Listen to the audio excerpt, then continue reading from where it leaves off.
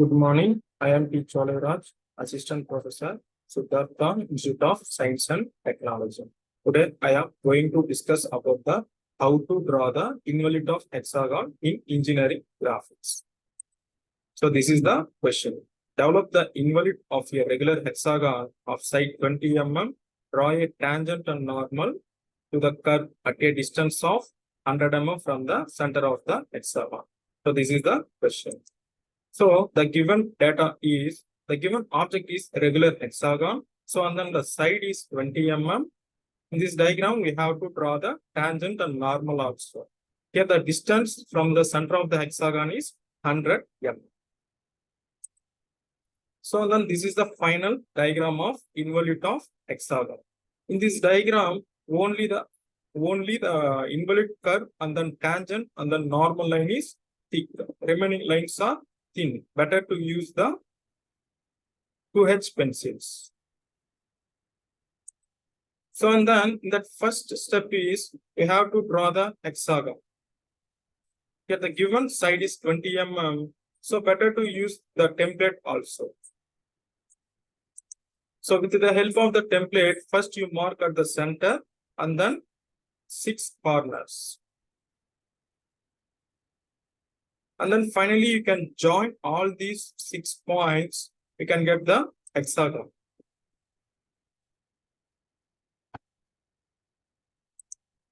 So after that, you make the notations, capital A, B, C, D, E, F for all the corners of the hexagon. So and then by using the protractor and the scale, also you have to draw the manually. Actually here the angle of the hexagon is, interior angle is 120 degree and then exterior angle is 60 degree. So at that time you have to find out the center, means simply you can join all the diagonals A to D and then B to E and then C to F. Where these all the diagonals are joined means that is the center. So and the next step is here from the point of A, we have to extend the F to A line up to some distance. And then next step is from the point of F, you have to extend the E to F distance up to some distance. And then next step is from the point E, you have to extend the D to E line up to some distance. And then next step is from the point D, we have to extend the C to line up to some distance. Next is from the point C, you have to extend the B to C line up to some distance. So finally, from the point of B, you have to extend the A to B line up to some distance. Okay. So and then next step is from, you have to take the radius of A to B distance. Here the A to B distance is 20 mm. So you have to take the radius of 20 mm with the help of compass. So and then here now A is the center. A is the center. From the point of B, you have to draw the arc. The arc must and should touches the FA extended line.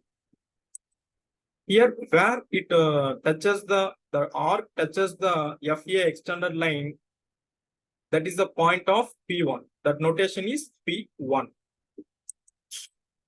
So and then next step is you have to take the radius of,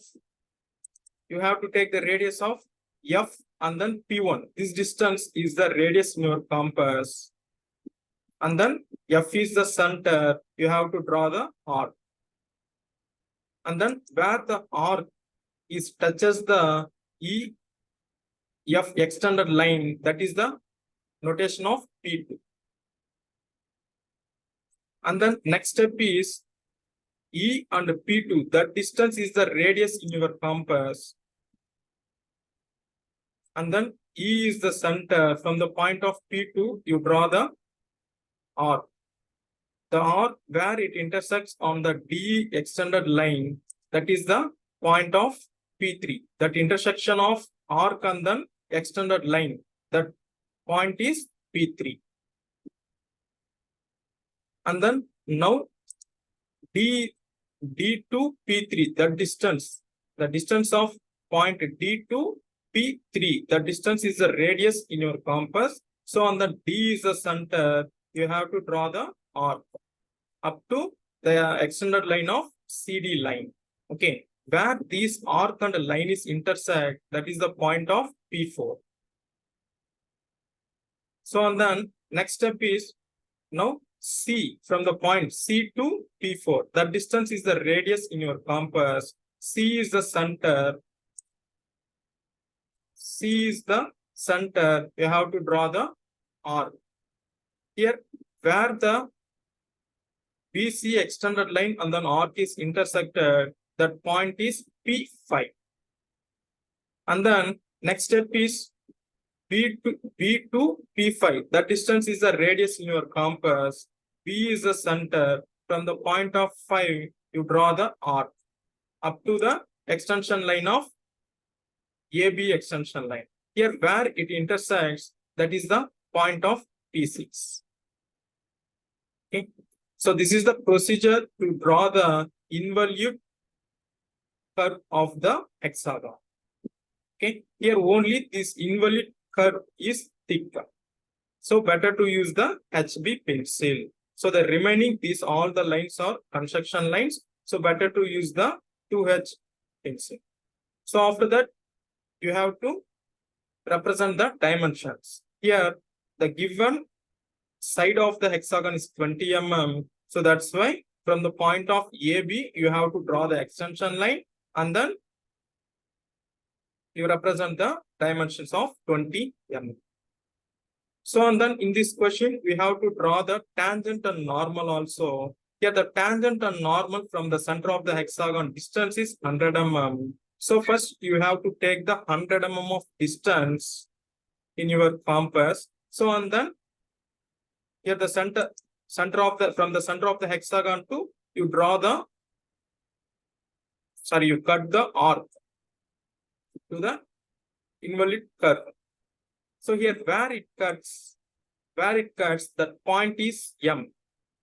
Where the arc and curve is intersect, that point is M. So after that